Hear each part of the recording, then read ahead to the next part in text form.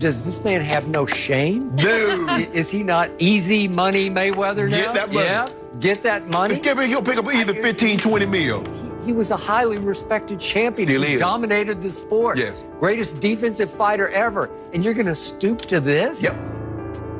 Netflix has given Mayweather some financial advances, and we're talking millions of dollars. I don't know exactly, but when I threw out a figure, they said it's even higher than what I threw out. I threw out multiple millions of dollars. That Netflix has provided some money. That Floyd apparently has taken the contracts that he's had and has gone to a lender and said, look, I'm going to be earning all of this money. Here's the signed contract proving so. And then that the lender has given him some cash up front based on that as well. So he's basically taken these numerous advances on the earnings that he's going to take in it. It's just the truth. Floyd is so badly hurting for money that this is the stuff he's doing. Knowingly signing contracts for a pro fight just to go and publicly undermine it while taking a cash advance.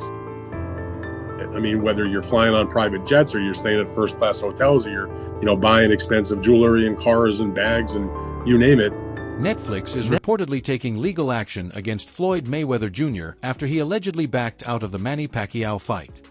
Journalist Lance Pugmire says Floyd already accepted millions in advances, so legally withdrawing now could place him in serious trouble. Numerous advances on the earnings that he's going to take in it. Look, as we look at this situation, guys, it strikes me that we know how precious Floyd's O is on his record. He's 50-0, unbelievable career. Congratulations on everything you've accomplished. But he's also, it appears to be in financial straits. And the two great loves of his life, money and that zero, are conflicting with each other right now. And he's in a pickle. He's in dire straits, so to speak. And how this exactly is going to play out, you would imagine that Floyd Mayweather will come to his senses and say, look, I have no choice but to participate in this fight.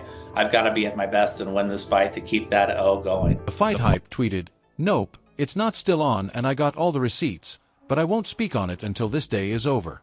Don't want people thinking this is a joke. By the way, who gave Ian my number, and why is he calling me? He should be more concerned about calling the guy who's scamming him." The message shows they have proof but are waiting before revealing more details about the situation. Wade Plemons says the Daisy and Logan Paul fight situations are clear examples, and if Floyd tries to scam Netflix in the same way, he will surely face legal consequences. That they pay him some insane amount of money or he wasn't going to fight Deji while he was at the venue. And they wanted to change gloves and do all this stuff. And I think they actually did it. They paid Floyd to do it. And I've seen this with a bunch of his exhibitions. And obviously we know about the Logan Paul situation, how Floyd shopped his fight to a different company after essentially scamming royalty like Prince whoever in Dubai and stole his money. This is insane. Now he's trying to do it to Netflix. Oh yeah, he's 100% about to get sued because Team Pacquiao says Floyd Mayweather signed 3 contractual agreements for a professional fight against Pacquiao. 3 separate agreements. They also claim Floyd Mayweather has been paid for signing these 3 agreements and has also taken out a cash advance payment on his purse for the fight. They also say Floyd Mayweather is officially in breach of contract for publicly stating this fight is an exhibition. No Smoke Boxing stated Manny Pacquiao warns Floyd Mayweather he'll face a lot of problems from Netflix promoters and sponsors if he tries to back out of their signed September rematch. The statement highlights rising tension around the contract situation and possible consequences.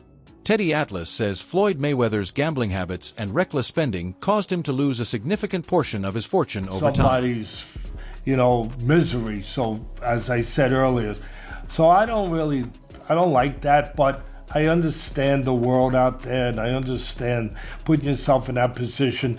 If he put himself in that position, some people will say, he's suing now because of his gambling habits, which was not hidden. It was not a secret. He would post, not Teddy Atlas talking about anything that wasn't out there.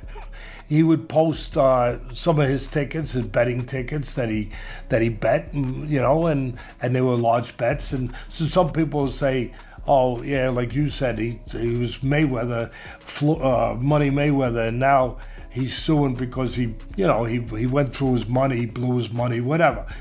Look, I don't know what the truth is fully in there. I know Stephen Espinoza was named. He ran Showtime. Joe at the Rogan time. notes that Floyd Mayweather Jr. was boxing's biggest star for over a decade. But Through poor hell. financial decisions And the only time lack he of spent with his adjustments father led was to when he was at avoidable the gym. long-term money problems. Like Floyd spends money like it's a tap. Like he's got a tap, just like unlimited amount of money. Money's just flowing. And even as much money as he's made in his career, which he's probably made as much, if not more money than any boxer ever. Like there's all these lawsuits. Like he hasn't been paying things, and he owes money on this and owes money on that, and it's like, and then he's got to come out of retirement. Tasha Kay explains that even when Floyd Mayweather Jr. appears extremely wealthy, the reality can be more complex as large earnings do not always guarantee financial security due to hidden obligations And when and you expenses. see somebody like Floyd Mayweather, that's the oldest in the book, y'all. Y'all know. When y'all see somebody flogging money everywhere, they got this, they got that, they got this. Was it Gervonta Davis? Tank told us 2 years ago that the reason they held Floyd Mayweather, you can put it back on the screen, captive in Dubai is because he had owed them money and they wouldn't release him until he announced the fight to give them their money back. You know they do that over there in Dubai, right? You ain't going nowhere if you owe a debt. He was trapped over there for almost 2 months, according to Gervonta. They shared the same manager, Al Layman, who collected money in cash because Floyd Mayweather gave him a power of attorney to do so. And so when Floyd went down there and sued Showtime, he's suing Showtime, the company, the network, that publicizes Analyst Fannin explained that the real controversy began the moment Floyd Mayweather Jr. accepted an advance payment from Manny Pacquiao's side. According to him, that payment was not simply a gesture of interest or a routine deposit. It was made with a clear understanding that Mayweather had committed himself to participating in a legitimate professional bout. In other words, once the money changed hands, the expectation was that the fight would move forward as an official and serious contest. Fannin pointed out that any uncertainty over whether the bout should be considered official became Mayweather's responsibility only after he had already accepted the advance. According to Manny Pacquiao's people, took an advance, right, which is money, against the fight with Manny. Watch this. He took an advance in that fight. He said, okay, I'll fight Manny, but I need an advance.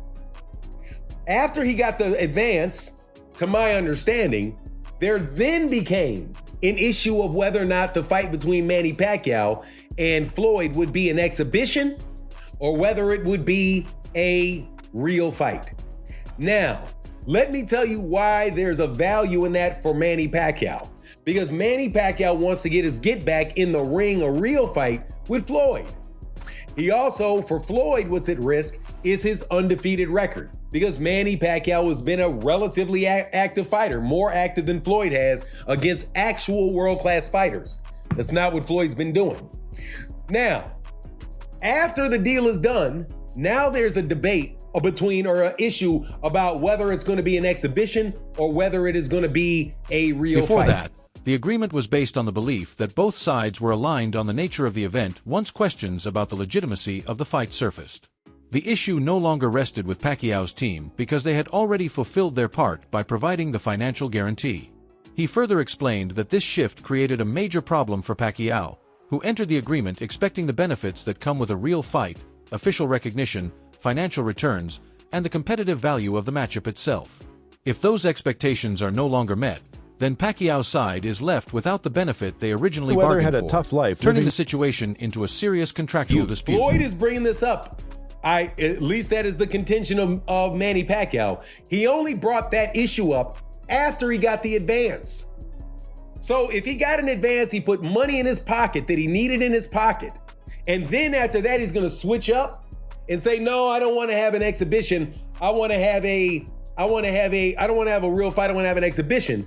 And as a result, he's depriving Manny Pacquiao of the benefit of the bargain that Manny gave him when he got that advance. Because the advance is there because Manny agreed, assuming that it was going to be a real fight, not an exhibition, because there's no reason between these two guys to have an exhibition for 3 rounds and waste a bunch of people's money where there's nothing on the line, which means Manny can't get his get back and Floyd keeps his 50-0.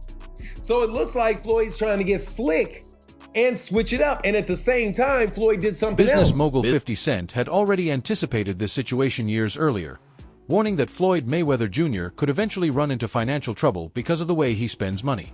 According to him, it was not a sudden prediction, but something clearly visible from Floyd's lifestyle choices at the time. He explained that Floyd's constant luxury spending, flashy lifestyle, and high-end habits would slowly drain his wealth no matter how much money he earned. 50 Cent emphasized that earning massive amounts does not guarantee long-term stability if money is not managed properly. In his view, Floyd's pattern of spend fast, earn fast would eventually catch up with him. 50 Cent literally said this 6 years ago, and I'm gonna play it for you. 6 years ago. So 6 years ago, this is what 50 Cent said, and it's kind of hard to argue with him. Roll the clip. So, like, we got issues over anger. He's still the best fighter out there. Until somebody beat him, that's who he is. Do you think he should step back in the ring? I think he got to right now because the money gone. So the money's really gone? Yeah, that's what you think. It's fight, get the money, spend the money, fight. All that money? Yeah, it took, been 2 years. So is it just his overhead is so high on a day-to-day, month-to-month? Like I don't even want to talk about it. Like with the lifestyle, that money is gone, trust me. Now it's like, you call him, he'll be at your local hosting in a nightclub because you need that action right The now. discussion highlighted how critics often dismissed 50 Cent's comments as hate, but he insisted it was a realistic financial observation rather than personal criticism. He believed that even a fighter like Floyd Mayweather Jr., despite being one of the highest-paid athletes in boxing, is still vulnerable if expenses keep rising without control. He further suggested that a lifestyle built on constant spending, appearances, and entertainment pressure can force anyone back into earning situations repeatedly. According to him, money is powerful, but only lasts when handled wisely. Otherwise, even billion-level earnings can fade over time. You think Floyd coming back to the ring? He said this 6 years ago. 50 said, I think he got to because the money gone. And then the host is like, what? How did he make $1 billion basically and the money is gone? How is the money gone? And 50 was like, I'm not going to go into detail. I'm not going to go into depth about it. But with that lifestyle that he live in, that flashy stuff, he'll be eager to do club hosting and get cashed out. So the money's really gone? Yeah, that's what you think. It's fight, get the money, spend the money, fight. Fight, get the money, spend the money, fight. What you think? It's fight, get the money, spend the money, fight. Fight, get the money, spend the money. According to the report, the fight situation involving Floyd Mayweather Jr. is still ongoing, and multiple sources are confirming that the bout has not been officially canceled. The commentator says he has all the receipts, but will not reveal anything yet until the day ends to avoid making the situation look like a joke. He also questions why an individual named Ian, reportedly linked to Netflix, is contacting him instead of addressing the person allegedly involved in the scam. The discussion suggests the situation is becoming more serious day by day with claims that Floyd's actions may be driven by financial pressure. The analyst argues that Floyd has resorted to questionable business decisions and aggressive money-making tactics which some describe as scamming behavior. It is also mentioned that the fight was scheduled for Netflix on September 19th and remains officially active with Floyd reportedly in breach of contract. Concerns are raised about his ongoing legal issues, including a lawsuit with Showtime, making the situation even more complicated. I think that's somebody involved with Netflix. I think. I don't want to report that and not know it, but this person that Fight Hype is talking about, I think is someone involved with who is getting scammed there. But there's no receipts, anything like that, but this is getting, Deontay Wilder by the day, dude. I can't believe that Floyd has gone this far. It has to be a money thing, dude. It really does. Like when I said that Floyd was going broke, or at least that he was financially unstable, people were like, oh, he's got more money than you. What are you talking about? And I wasn't even trying to be mean with it. It's just a fact of the matter that Floyd has turned to the most insane business practices and downright scamming in some cases to get money that he hasn't even earned. And this looks like another example, except he's doing it in broad daylight to Netflix. Crazy. Andreas Hale also wrote a story on this. It was supposed to be on September 19th Coach on Netflix. Malachi explains that Floyd Mayweather Jr. is currently facing a serious legal dispute with claims that around $340 million was allegedly taken or mismanaged through various financial dealings. He suggests that the situation is not only about contracts and business agreements, but also about long-term financial behavior and personal money management. At the same time, Malachi points out that Floyd's lifestyle may have contributed to these issues. He highlights that Floyd is widely known for heavy spending, luxury purchases, and a high-profile lifestyle that includes significant gambling and expensive habits. That's in the contract. Guess what? Al Heyman is clear. And now it explains why Floyd don't have Al Heyman in the lawsuit. He can't sue him. Come on, man. Al covered his tracks. Now, he may be getting sued by big corporations, stuff like that, but he's not being sued by any fighter. They can't sue him. You get what I'm saying? Floyd Mayweather messed up. And insult the injury, Floyd Mayweather has a gambling problem, and he spends a lot of money. He loves to spend money. So whatever he have that's in his possession, he's spending that and blowing that on top of the $340 million that he said that's owed to him, meaning that he never really got paid from the Manny Pacquiao and Conor McGregor fight. Come on, man. Al Heyman got power of attorney. You dig? And he covered his tracks. So shout out to the brother man, Al Heyman. You did a good job, According Al. to this view, even massive earnings can become unstable when spending patterns are excessive and continuous. Overall, the explanation connects both legal concerns and financial habits, suggesting that a combination of business disputes and lifestyle choices has created a complicated situation around Floyd's finances and public image. You've been praising him and worshiping him. Continue to praise him and worship him then. You get what I'm saying? You dig? True. And another thing, let's thank Al Heyman. Well, you know, I guess I gotta be like everybody else and thank Al Heyman. That's what y'all been doing. You are pro Al Heyman and PBC YouTube channels, and a lot of you fan bases online. That's what you've been doing. Continue to praise him then. Al is a smart businessman. He finessed the game. Let's give Al Heyman a round of applause. Good job, Al. You did a good job. And this is a lesson to all of those out there, you know, who think because you signed with the black man that you will not be taken advantage of and the white man is the evil devil. If that's your position, there ain't nothing wrong with that. I don't have a problem with however you feel either way. But just understand, when someone wants to steal from you, they don't recognize. Dan Raphael explains that the current financial concerns surrounding Floyd Mayweather Jr. are not entirely surprising when viewed through the lens of his long career and public lifestyle.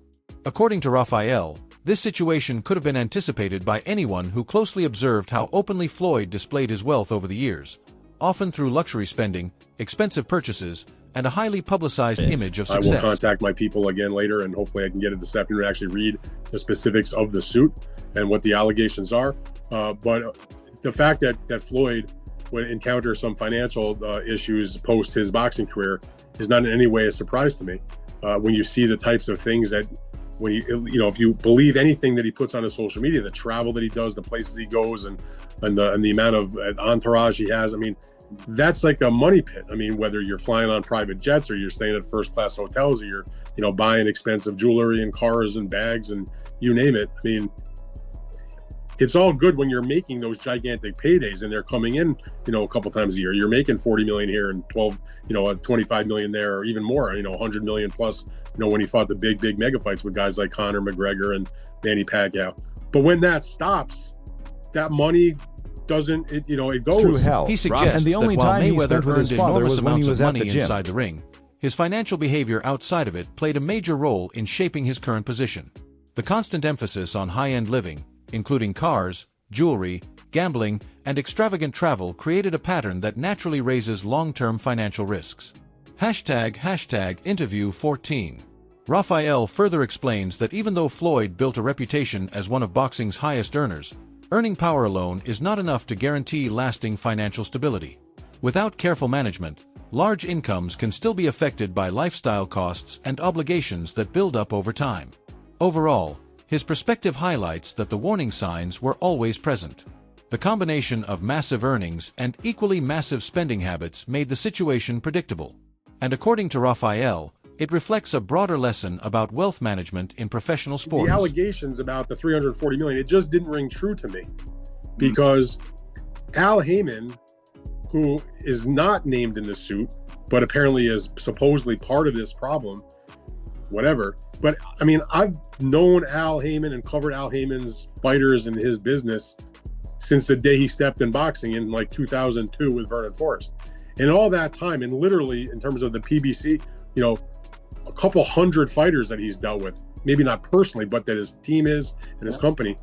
To a fighter, you never hear anybody, even when they're retired and they're not with Al anymore, nobody talks bad about him. In fact, if you ask most fighters, they'll tell you how good to them that he has been, that type of money that they've helped him make, and the person that he's paid, and the guidance that he's